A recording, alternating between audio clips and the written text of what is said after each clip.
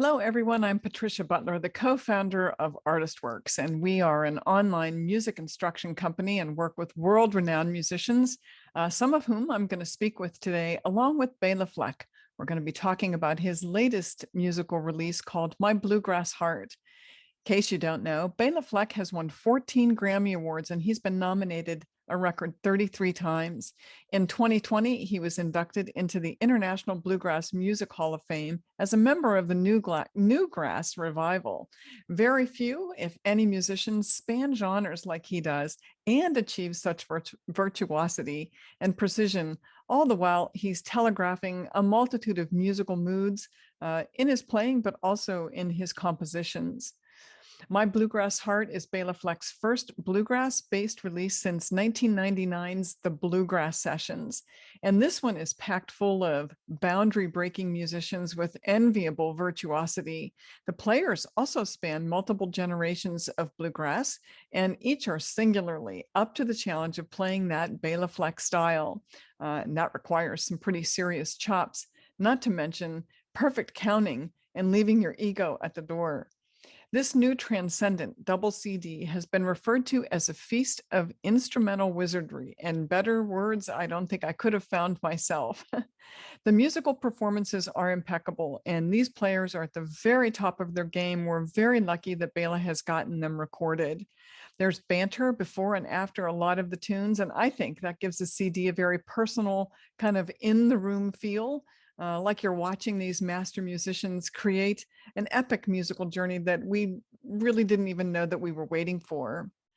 Even though Béla's music often defies genre, he has returned to his deep roots of bluegrass that started it all for him, and he's got quite a musical troupe with him. I'm talking to a few of them today, including Béla, to learn more about this really remarkable recording. I'm joined not only by Béla Fleck, but Bryan Sutton and Sierra Hall. Even though there are many other bluegrass luminaries included in My Bluegrass Heart, you're going to be excited to hear this CD, and I'm excited to talk with these guys. So thank you guys for joining me today to talk about My Bluegrass Heart, Béla's latest bluegrass double CD release. I listened to it over the weekend. Holy cow. You guys can play. We do. Yeah, I know. Oh my goodness. I guess a couple of my, initial questions, start, of course, with Béla. I'm curious about when this creative process started for you, because this is a lot of music. And I wondered if this is maybe a situation where the ideas have been crawling around in your head for a while, or is this COVID, spare time? Tell me a little bit about how this whole thing got started. Uh, I think it's more things that have been, sitting in my back chambers that I've, in danger of forgetting about. Some tunes here that, were considered for Drive. My first album, real bluegrass kind of lineup album. I guess that's not true. Some of the earlier ones were, but the first notable one people talk about, where I was putting together this kind of lineup. I had tunes for that are on this record. So, a few of them.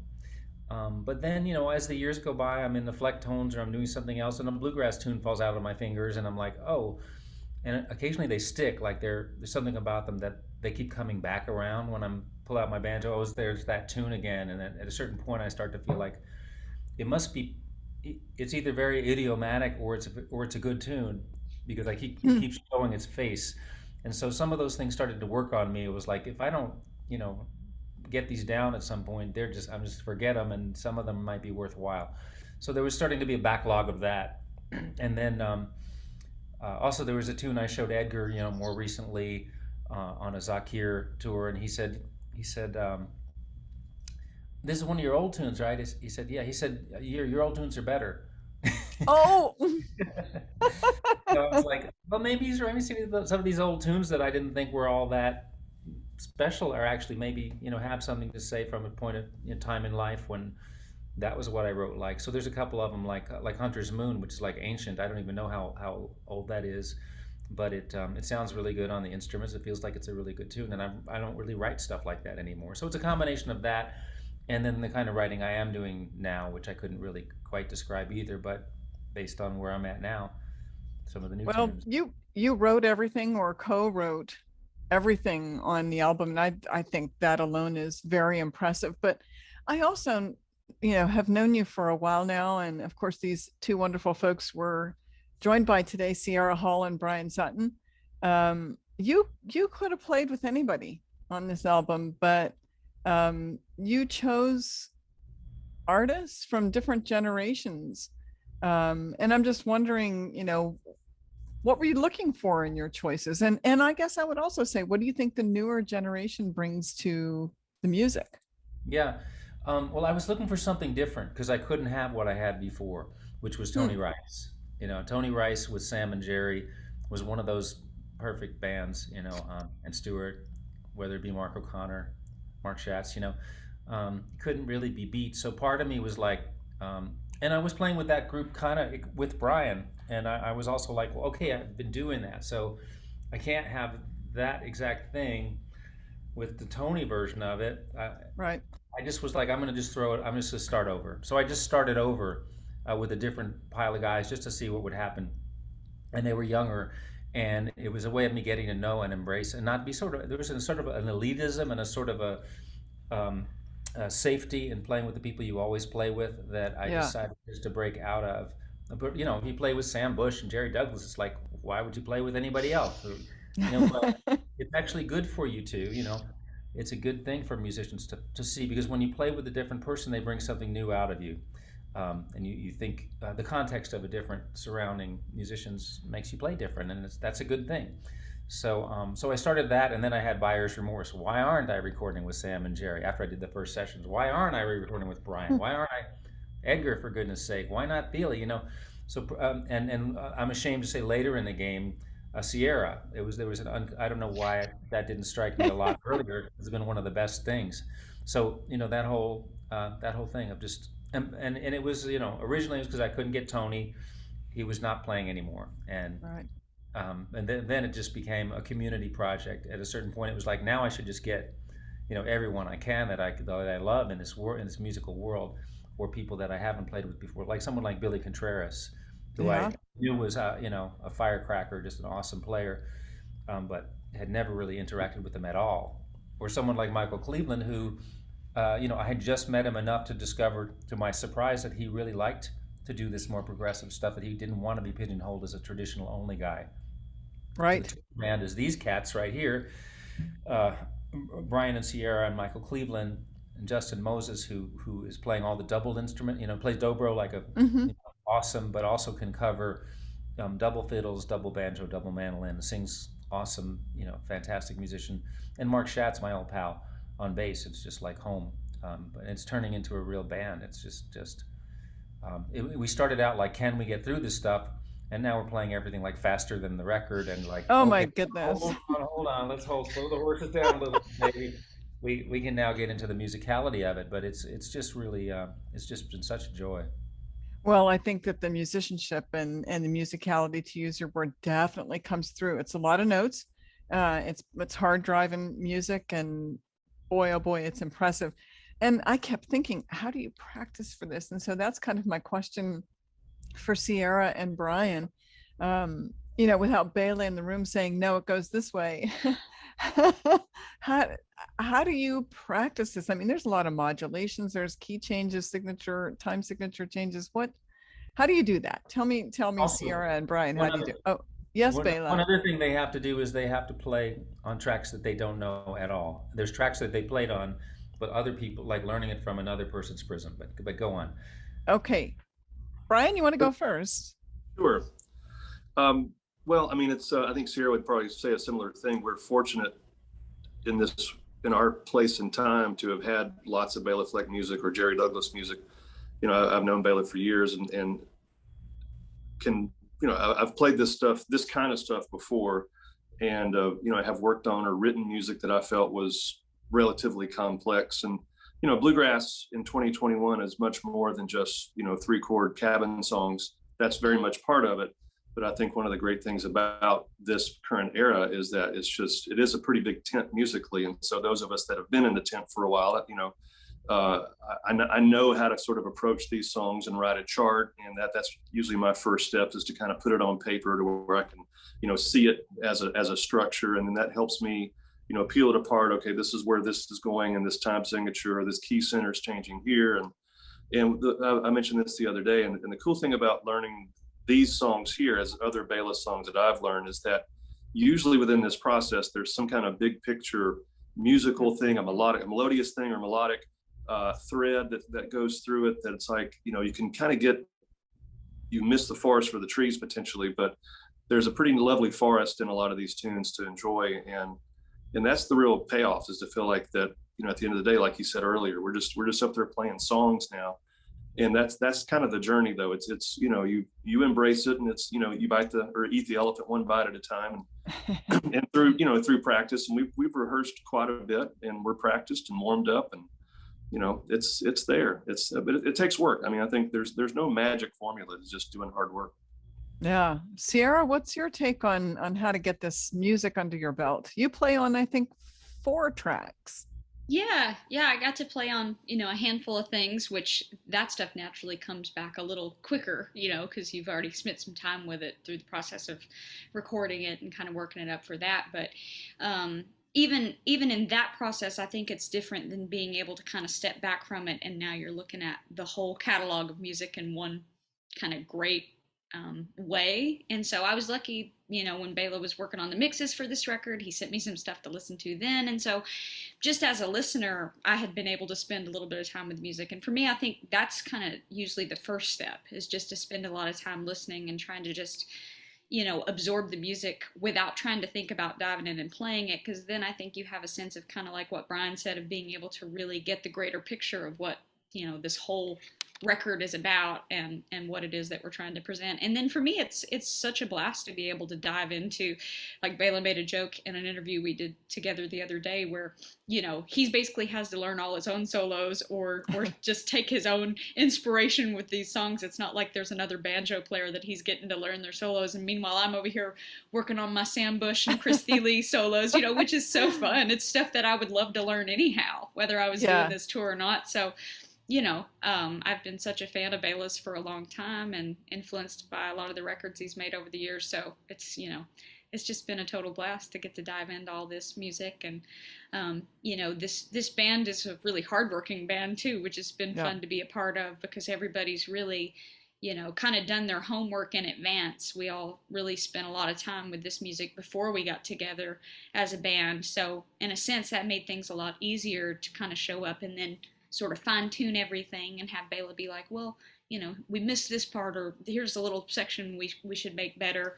Right. Or we might change it a little bit for it to be a live presentation, which is sometimes different than the way a record is. So it's been really fun. And I, like Béla said, we're starting to finally get to a place where suddenly, it's feeling a little easier, and we're playing stuff faster, and then suddenly we go, oh, it doesn't, we're doing it now, we're gonna have to pull it back a little. You're looking for sometimes just calm down. You're looking for the groove or the funk in something, even at a faster clip, but it doesn't. Sometimes it feels like the easy way to make something exciting and good is to just go faster, and then everybody goes crazy. And but it's not the highest evolutionary move for the song. It's actually better a little slower. There's something that happens that makes you feel different, because all of these songs, the audience too, it's better for the audience sometimes if it's not just the exhausting, hard driving, very fast song. Well, that's what I mean when I say making it feel different. I mean to everybody, us, the audience, everybody, that different grooves make your body vibrate at different speeds, and sometimes you get a slower tempo that is just devastating. It's just so cool. You've all these different gradations between a few metronome clicks make you feel different. And when I say you again, I'm talking about the audience too. Yeah. The feeling of the song is different. No, not everybody. It's wild. Go ahead, Bryan. Sorry. Well, I would just add, to that point, beyond just learning the notes and playing a solo over the changes, that part of bluegrass, which is a lot like jazz, improvisational music, that's really musicians listening. the records that he mentioned earlier, Drive, and then there was the Bluegrass Sessions, which was that the lineup that he's talking about with Béla and Tony Rice and Sam Bush, Jared Douglas, Mark Schatz, Stuart Duncan, or Mark O'Connor, or some version thereof. But the point is that the spirit of those, this sort of metadata, if you will, in those records is the energy from a guy like Tony Rice, and the support that Béla will feel from Tony Rice's rhythm playing. Like it's not just, let me put the right chord in the right spot, but how can I embody this almost, it's like a precedent that was set in a lot of those records, especially for Sierra and I, a lot of people that have come after those records were made, where there's almost this is how you listen, this is how you play this stuff. And to those points of groove, to get really deep, it's we're listening on fairly kind of nuanced layers that when it's there, it's just it's just a ride. It's a wave, it's a joy, it's this amazing thing. And I mean, again, when you put all that together, that's what you get. Yeah, it's remarkable. Great tune and great. It's a great experience for the listener too. Sierra, I think you were going to say something there. Oh, I was just, since we were talking about just, the way tunes can feel, I think part of it is that, you get inside of it, and as you start to, get more familiar with it, we'll be playing something at a tempo that in real time when it's happening doesn't feel that fast to us, because it's getting easier without kind of realizing it. Whereas at first some of those up-tempo tunes like Vertigo or Slippery Eel kind of feel like, whew, just to get them up to album speed. At first we're kind of going, okay. And now we're just like blazing with it. And then you hear it back and we're like, oh my gosh, we're just like, we're hauling. Tight. You guys are tight. Well, it's fast, but it sounds faster than it feels. So I think that's kind of a fun place to get to, where it's like, okay, now we can trust that if we relax, we still got it there. We can actually pull back a little bit. So that was, we don't have to worry that we can't play the song, because if we can play it too fast, you ought to be able to play a little slower. Where exactly. I think a lot of joy in this group for me, and I think for everybody, in that feeling like we really know this music in a certain way, and to play with other people that know it that well is a real joy. And it's almost, I'm kind of over, like I like the idea that we're presenting it at this, I feel like it's really at a high level, that you guys are just amazing, not just because of your technical ability, but your understanding and love of the music. When we have just as much fun standing in a circle playing the songs before we go on stage or at a rehearsal as we do playing for the audience. But it's kind of a relief to play with people that understand what you're doing. I mean, we're listening so carefully to each other and appreciating each other so much, where you put in the chop, how Michael played the backup to that verse, how Justin sang that line, how Bryan, figured out what I was going to play before I was going to play it so he could play the right thing under it on the guitar, how Schatz broke up the timing behind, before we landed on the one, all these little things that are subtleties that, maybe aren't valued by other people as much as they are by us, the musicians. So it becomes kind of, again, an elite kind of crew of people that can kind of achieve something that a lot of people may not actually quite understand the level of detail we're going for, the things that we're appreciating or going for. But on another level, you don't have to know a great bottle of wine to know it's really, really good. So not to trip out on but I'm just having such a blast, and trusting everybody more and more, just that they're on top of it and they understand it in a very good way. They clearly, everybody on this CD is clearly at the top of their game. And I'm so thankful that you got it recorded, because it's masterful is what it is. And you do seem to be having a good time. I hear the banter before and after the tunes, which seems to be a bit of an homage maybe to Tony's recording. I'm not sure, but you guys do seem to be enjoying making music together. But were you really in a room together? I mean, how did all of this happen? Yeah, well, I would differentiate that there's this touring band that we're talking about right now, and then there's the album that you listen to, and the spirit is in all of it, and the way everybody approached it. And yeah, we're in a room, and before, we have to isolate the instruments to get the best sound. There has to be, we can't just be like right next to each other. Right. We expect to be able to mix it beautifully and get the sounds we want to get. So separation is critical, but what we always did is sit in a circle and play the tune down for a while before we went to our stations. In other words, our baffle stations, so that we created our band sound. And we did this on the Bluegrass Sessions, we'd always meet in the living room on the couch. The band would sit and run down the thing. Everybody would have a pad and paper out, and we would make our final notes, and we would play as a band in a room, just right up close. And then we would go to our mics, where you put on the headphones, and you carry that with you when you go back to the mics. That feeling of, this is what we're trying to get, what we just had, and then you have that enhanced listening that headphones can give you sometimes. Where you actually go up to another level of listening to each other. That's kind of astonishing. But yeah, it's all live. Yeah, there were this and that. There's a few exceptions where somebody did something or punched in a lick or something, but in most cases, we played each song for a few hours and went on to the next song without listening back. So I'm pieces afterwards. Yeah, well, great job on it. It's really, I can't wait for everybody to hear it. I want everybody to hear this.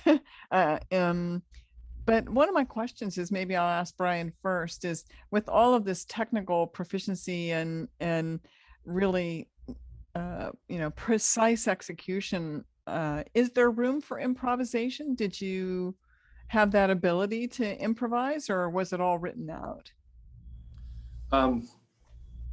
No, I mean, I think how do I want to say this?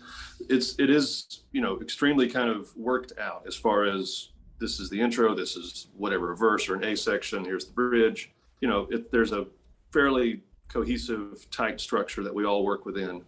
I think, a good balance of like what we're able to experience live right now, and when we were cutting the record, to have multiple options to take.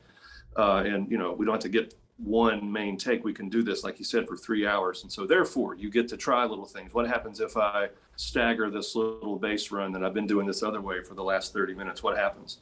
And so, I mean, I think that's part of Béla's spirit too, is it's like, this is a real song with a real melody and this really intense kind of, complex stuff, but everybody's free to kind of find themselves within it. So it's either improvisational as far as, ripping off a solo or trying different voicings, but just that spirit of sort of improvising within this structure. That's the balance, which is, again, it's sort of like to speak to the way we just sit around and jam on a fiddle tune, where everybody sort of knows the melody, but you're going to experience it and express it in a way that is unique for that moment. And that's sort of carried into all this stuff too. So again, it may not be just pure soloing and blowing over stuff, but it's, even as I'm listening to Béla and reacting, it's still very in that spirit of what's happening right now.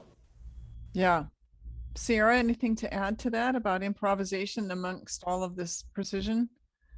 Yeah, I mean, I think that's, at least from the live point of view, it's been one of the things that's been so much fun to me in this band, is there's so much room to improvise. Of course, there's, kind of key melody parts or arrangements where we know we're gonna, meet at this section in the song and we're all gonna play a line together, or somebody's gonna, kind of have a very detailed rhythmic part or something that's really crucial to the song. But at the same time, there's also, loads of room for soloing and improvising and getting to play with, Bryan and Béla every night. Everybody's just always playing something different, and it's kind of mind-blowing and inspiring to me in a good way, that I think makes you sort of always be living on the edge just a little bit in the middle of the show. It's like we all have things that we can come back to and go, okay, we know this is going to be the same every night, but there's just so much room for improvising too, which is really fun. Just to, some nights you're really on and feeling it, and some nights you feel like you're about to, fall off the rails, and there's kind of glorious fun to both feelings, Yeah, yeah. And I think we all have been feeling that way. We've all been feeling that way, but they're just all such incredible, musicians for the parts that are like the written parts, but also just the improvising is at such a high level that it's just, I feel like I'm going to be a better musician at the end of this tour. I hope so. I don't know how that's possible, but I can understand how you feel the way you do. So, Béla, are you traveling with this? Yeah, of course. Yeah, keep your question in mind. I was going to say, it's one of the most challenging things about the music is the switch between highly composed written lines and improvising wildly. And it's like, that's your right brain and your left brain. They're not, you have to make a switch. When we're playing Slippery Eel and we have to go into the jig, after playing like raging stuff, It's a real switch. So I think that's one of the most challenging things. Then the other thing about it is there's a lot of improvising, but a lot of these structures are confusing and hard to improvise with till you get to know them. And now, so like something like Vertigo with the first song, Brian's got this first Yeah. song on the record. The A part is not a big deal, but the B part is, and it's when we're making the record, we don't know it that well. It's Mm. we're now we know way better than anybody knew this stuff. And after all these gigs we've done, we know it way better. But one of the things that I learned from Tony Rice and David Grisman was this editing consciousness in terms of making records rather than going in and overdubbing, taking a take, like which would be more the Nashville thing. Well, take 4 was pretty good. Let's just fix it. Everybody goes in separately and fixes their stuff. Um, the way Tony and David like to do it is they would just record a bunch of takes and then they would cut the whole take together. Like I like this first half of take 3. We were really had something was going on between the musicians. This solo was amazing on take 6. The back end of it was just so cool. It didn't all happen in one take, and they preferred that because everything that ended up in the final version of the song really happened between the musicians. So that was my goal when everybody left, and I was going to try to figure out, what was I going to do with this 2 hours of takes. I was looking for those things that really happened. And then I could always clean up a mistake or something, once we figured out where the magic was. But anyway, that's what I wanted to say. I walked away from listening to every single note in this double album, My Bluegrass Heart, humming Our Little Secret. Hmm. It just stayed with me, and it's just a wee bit of a departure, slower, perhaps more traditional tune. Can you shed any light on the creation of that tune, Béla? Yeah, it was like the basic melody I've had in my back pocket for a long time, and which is one of the reasons I brought it back for this record. Even though at some point I took it and expanded it into a chamber orchestra arrangement on commission, and I thought about it. I remember playing it for Edgar and saying, "Well, that's a really good theme and variations," because all I had was the tune. But then I Yes. started going through keys, and I started coming up with more and more things to go with it. And he doesn't usually compliment me on anything like classical. So I thought, well, maybe that's kind of good. And then it occurred to me maybe that would be neat to play with an acoustic band and see what they could do, because it was an unrecorded thing that was sitting around. So, and it sounded amazing, like with Brian and Edgar and Billy Contreras on the recording, playing it. The opening was like magic. It was like Oh, that's the perfect word. yeah, but that's the I perfect also word. would say Michael Cleveland learned this very involved, because I wrote it for for violinists to play this very complicated bridge full of like very Bartokian weird dissonance and rhythm and everything about it, quite complex. And he learned it. He's blind, and he learned it perfectly. And I remember thinking when we first played that song live, I was thinking, this is on the edge of what a bluegrass audience is going to want to hear, and I'm a little bit scared about what's going to happen when we hit that section. And what happened was, when we hit that section, the audience started applauding wildly in the middle of the song. It was a reverse of what I expected to happen. And I don't know if they were applauding because they thought Michael had improvised that, or that they thought the song was over. We're thankful that it was over. It's No, because but it's awesome. I love It's it. awesome. I think we're not expecting that left turn harmonically. It goes very deep into some dark, scary territory. And to my surprise, it just flows right by, and people seem to really. And when people have applauded for that section a few times now, so it surprised me. Yeah. Well, I'll just chime in and say, as somebody, Brian's on that track, I'm not on that track, and it was immediately one of my favorites. Oh, was it me, really? Yeah, me and Justin both, we just were like, we kept coming back to that, like, oh, this track is awesome. Yeah. The first one I listened to was Boulder Dash, because it had both Tony and Noam on it. And I listened to it separately, and I heard them, talking. I can recognize Noam's voice. And of course, I know Tony's voice pretty well too. And I thought, oh, isn't that cool that he caught some of that conversation in there? But boy, that's an awesome tune with, 3 banjo guys. And last night, Noam got up with us and played, Oh, and did we, he? yeah, he played the third banjo part that he played on the record at Freshgrass. And Justin plays the tar out of it on the banjo, by the way, too. He's like the straight guy almost, or he has some Ron Block influence maybe too. But Noam got off stage and was disappointed with what he played, and I could tell he was not thrilled. But after the show, somebody on the bus had captured it with an iPhone, and we watched it, and it was like he was playing like he sounded like a jazz man cutting through those changes. It was like I thought I could never do what he just did. It was just, I mean, maybe he didn't come out of the gate. There was a lot of applause for the solo before him. He had to follow, and it was disorienting. But holy cow! In fact, once I got to the room, today I just went.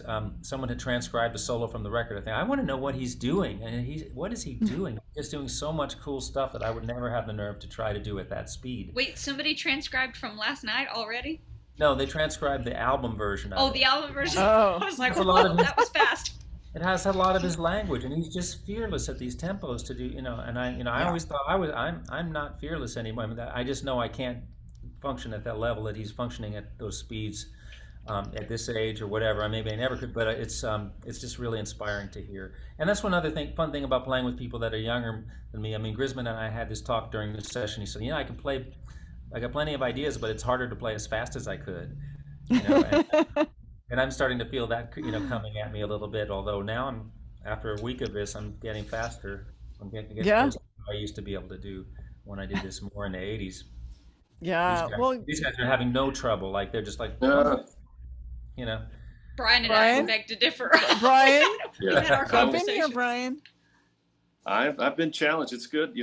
There's a lot, within the neurology world where, faster playing is really about fluency and I think a lot of us have been off, for a while. And that's what I feel is just these performance muscles, these things that I used to trust a little more fluently. I'm having to remind myself that they're there. And so, I mean, again, like Sierra said, this tour is going to make us better players in a lot of different ways, but certainly just to sort of whip us all back into shape is a good thing. And again, it's not just about playing fast, but it's about, the processing and the listening and the having all these opportunities to make this stuff feel just as good, but also very unique and in the moment and inspired every different night. That's just such a cool thing. Well, some of it is also hard. Oh, go ahead. Like harder than what we used to do. Like this is harder stuff than Drive or Bluegrass Sessions. And so you don't think about that when you hear the final version of the record that, that was done in the studio, and then you get to playing it and you're trying to judge yourself by the way you played. Like, when do you ever play like this in your life? Mm-hmm. I don't.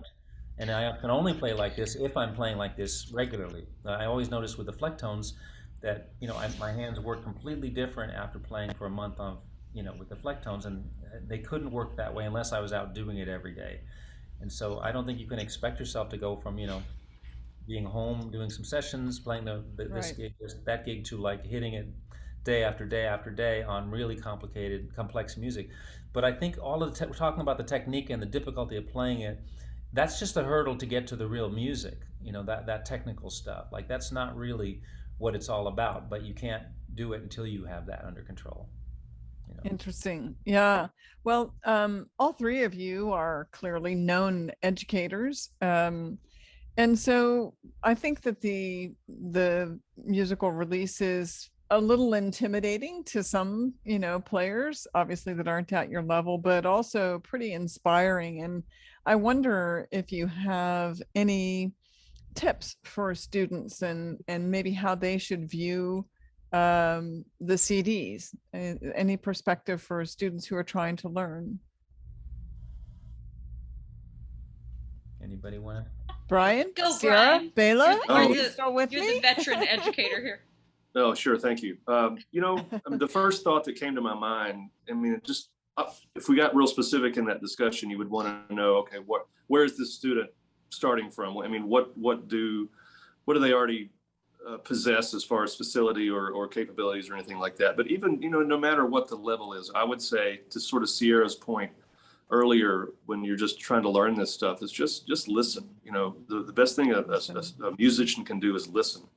And try to, especially with a Béla Fleck bluegrass record, try to find more commonality than differences in bluegrass music that may be a little more accessible. Like when you hear Bill Monroe play Bluegrass Breakdown or something like that, it's obviously not as complex as Slippery Eel or Vertigo, but there, again, in that sort of bluegrass language, that spirit, I think you can find some common ground, and it can at least present itself as a little bit of an entry point to what's ultimately necessary. To Béla's to the point where yes, there may be a lot of work you need to do with facility and understanding this complexity, but that's just a pathway to get to this musicality and this when again what I call joy and just the spark of it.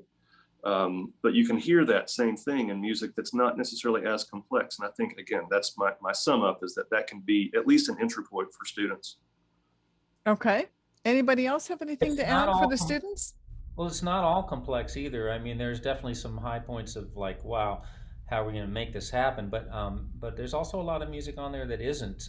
The main thing I would say is nobody has to do me. I'm the only one that needs to be me. Sometimes, like when there's outliers that people are a little different or complex or whatever, they somehow move to the center and then everybody tries to be them.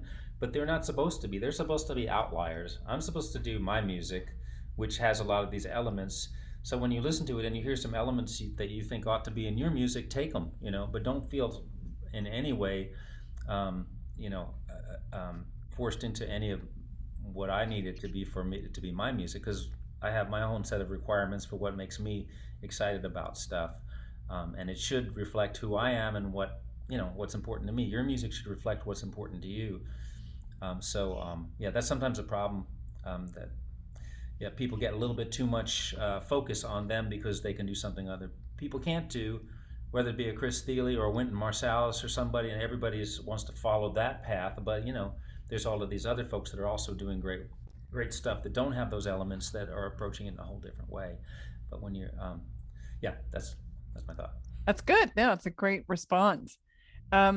So, My Bluegrass Heart, really a phenomenal musical recording. I love it, and I admit to playing it through 2 times over the weekend. And like I said, I walked away humming one of the songs, Our Little Secret, but there's a lot still going through my head, including how impressive this whole group of people is that you gathered together. And I know, Béla, you veered from bluegrass, quite a bit in the past, but you really do seem to have a bluegrass heart. And I wonder what you love most about this genre. I was just thinking about something about that. It flew out of my head, but yeah, I think part of it is I'm an outsider to bluegrass. Really, I grew up in New York City and found my way into it. There's no music of that kind in my family or around me, and I always felt like an outsider. Then I was a Yankee, like trying to get into it, move to the South to try and find my way into it. And I always like to be part of things. I never like to be outside of things. Generally speaking, it's like I didn't want to go listen to somebody. I wanted to play with somebody at whatever music they were playing. So at some point, everything kind of shifted as I'd spent all these years learning all these things outside of bluegrass, and suddenly it occurred to me that bluegrass actually was my community, and that I was more of a bluegrass musician than anything, and that I had found that that family and those people, and had kind of left them behind in some ways. And so in some ways, this letter is this I say a letter. It's a love letter to bluegrass music, because I love you. I want to be part of you, and I want to interact with all these people in this world, and I want to be part of that world without giving up who I am. And I don't think I should have to. And also a lot of inspiration from one of my other mentors and heroes, Chick Corea, who made a record called My Spanish Heart, that I got when I was still just learning to play bluegrass, and I always thought he was a Spanish guy. Well, come to find out, he's an Italian guy from the suburbs of Boston, who is considered one of the greatest Latin-influenced jazz musicians of the century, but an outsider to Latin music. Yet you don't think of Chick Corea without thinking about that Latin influence. So in a certain way, I saw a thing like, well, I am a bluegrass musician, even though I'm an outsider. I felt there was a kinship to that part of him that was so clearly that, and I'm so clearly part of the bluegrass community, even though I'm a Yankee from New York that likes to play music from other cultures and jazz or whatever. So I don't know, but I just love the music. I love the people. I'm thrilled to be part of it. And too much time had gone by without me registering that for myself or for anybody who cared. I believe it's going to be a huge success. And thank you, the 3 of you, for speaking with me today about this great album. And I hope the rest of the tour goes well. It's, I'm sure very entertaining for all of the audiences. It's certainly captivating to listen to. So best of luck to you on the rest of the tour. And I really appreciate your time today. Thanks. Patricia. Yeah. Thanks a lot. See you soon, I hope. Hope so. Yeah. Bye now. Bye. Bye.